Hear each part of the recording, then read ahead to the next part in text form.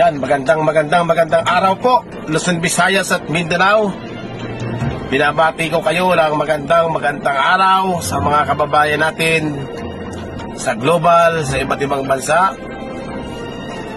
Dito sa Pilipinas, sa Luzon, Visayas, Mindanao, sa lahat po ng parte ng ating mundo, binabati ko kayo ng magandang araw.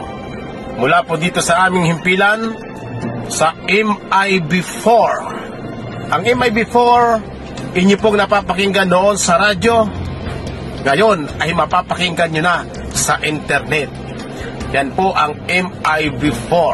Pinakikinggan ninyo noon, pinakikinggan ninyo ngayon, at pinakikinggan ninyo bukas, at inyong papakinggan araw-araw ang MIB4.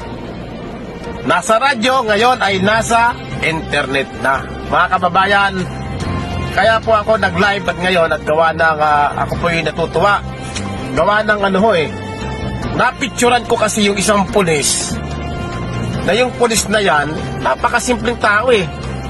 Minsan makikita mo, nagja-jogging, may napicturan ko siya. Yung pulis na yan, lagi siyang namimigay ng bigas. Tutuwa ako kasi may mga pulis palang ganito. Napakasimpleng tao, sobrang simple niya pag yung tinignan. Pero nakita ko siya, namimigay siya ng mga bigas sa ating mga mahal na tricycle driver. Nagagalak lang, gusto ko lang siyang ipakilala sa inyo para malaman nating lahat kung sino yung tinutukoy kong pulis na napakabait. Simpleng-simple. Siya po si Lieutenant Colonel. Mamaya ko na babanggitin yung pangalan. Makikita nyo naman po dito sa mga picture. Ayan, may mga picture dyan. Ayan, makikita nyo. Namimigay siya ng mga bigas halos sa lahat ng terminal ng mga tricycle. Gayon din, ayan, may makikita rin kayo dyan, matanda, yung mga pulubi. Ano po yan? Halos araw-araw niya namimigay siya ng pagkain. Ganun, nakakatuwa ang puso ng pulis na ito eh. Nakakatuwa kasi meron siyang pusong matulungin sa kapwa-tao. Kaya siyempre yung mga tuda, yung mga tricycle driver, tuman-tuwa yan. Isipin mo mabigyan ka ng bigas.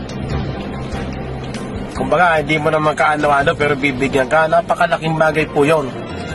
Kaya ikinagagalak ko po na ipakilala sa inyo sa Luzon, Visayas, Mindanao at mag-isa buong mundo. Talagang pupurihin ko ang taong ito sapagkat nakita ko na mayroon siyang pusong dalisay, mayroon siyang puso na may damdamin na makatulong sa ating mga kapuspalan. Nakakatawa, iniikot niya yung mga terminal ng tricycle driver. Ngayon, bibigyan niya ngayon. Yung tricycle driver, bibigyan niya ng bigas. Yung mga tao sa lansangan, yung mga pulubi, yung mga pulubi niya na nakikita nyo, patatanda, nakaupo niya kung saan-saan yan, bibigyan niya ng pagkain, ibibilan niya ng pagkain, ibibigyan niya. Kaya ako yung nagagalak, may pakilala sa inyo. Alam niyo ba kung sino yung taong tinutukoy ko? Ayan, sa picture, kitang-kita niyo na yan. Maaari sa ibang lugar, hindi niyo kilala yan. Pero dito ho, sa lungsod ng 13 Martires City, kilalang kilala po siya. Siya po si Lieutenant Colonel Jonathan Asnan. Sir, saludo po ako sa iyong kabutihan. Saludo ako sa iyo sa ginagawa mong pagtulong sa ating mga kababayan dito po sa lungsod ng 13 Martires City. Sir Colonel, mabuhay po kayo. Saludo po ako. Ipagpatuloy niyo po ang inyong magandang nasimulan. Kaya salamat. Sana marami pang tao ang gumaya sa kanya.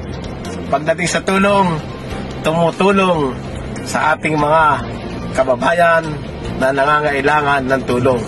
Mabuhay po kayo, Colonel Jonathan Asnan, Chief of Police ng 13 Martires City, Cavite. Mabuhay po kayo. Ito po kanyang kaibigan, Jobin po, mga kapatid, mga kaibigan ng MIB4, naglilingkod sa Diyos, sa bayan, at sa tao. Mabuhay po tayong lahat at God bless all.